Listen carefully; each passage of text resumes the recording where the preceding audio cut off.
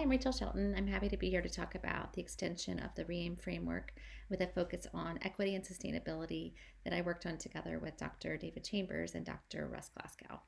So, you may be familiar with the REAIM framework. It's a widely used evaluation and planning framework. It's been in place over 20 years and used across a range of clinical and community settings. So, historically, a lot of the time when we've thought about the maintenance dimension within REAIM, and again, REAIM stands for Reach, Effectiveness, Adoption, Implementation, and Maintenance. So often maintenance has been applied and conceptualized very short term, right? Maybe looking at the continued health impact or benefits or the continued delivery of the evidence based intervention. Maybe it's 6 months post implementation or maybe a year.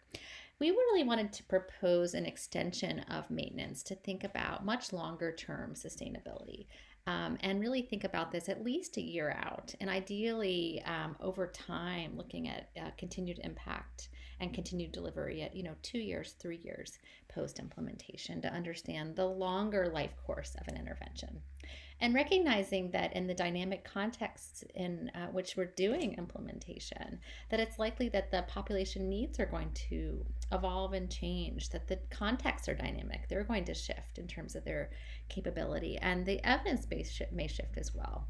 So, if we think about the life cycle of an intervention, this may include planned adaptations to adapt to these dynamic contexts. And it may also include de-implementation when interventions may no longer be needed or may be low value. We also wanted to propose, not just thinking about REAIM as a one-time planning tool, but really to think about iterative application of REAIM over time to understand and guide adaptations in a pragmatic way with stakeholders to understand where and when adaptations are needed with an eye towards longer term sustainability. So I think this is a great tool for practitioners and researchers to think about using over time. And then finally, we really wanted to have much more explicit consideration of equity and cost as these fundamental forces that we should be thinking about across these REAIM dimensions, particularly with an eye towards sustainability. So again, we don't want to get to the end of our study and realize, it wasn't sustained and there are inequities present. We really need to be thinking about this across all of these REAIM dimensions to understand when and why and where are the inequities emerging. How can we address them? Again, with an eye towards equitable implementation and ultimately sustainability across different types of settings and populations. So we can also think about this tool as really guiding some of the questions we might ask with an eye towards sustainability. So really thinking about what sustainability strategies might be needed across the settings that are struggling to sustain.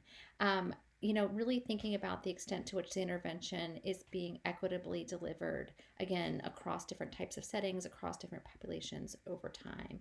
And again, really thinking about what adaptations might be needed to enhance sustainability, again, with a focus on equity.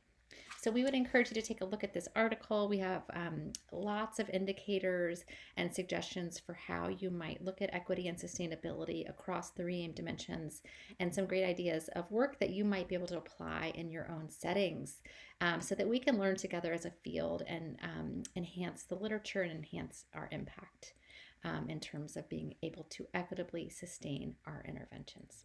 So thanks so much.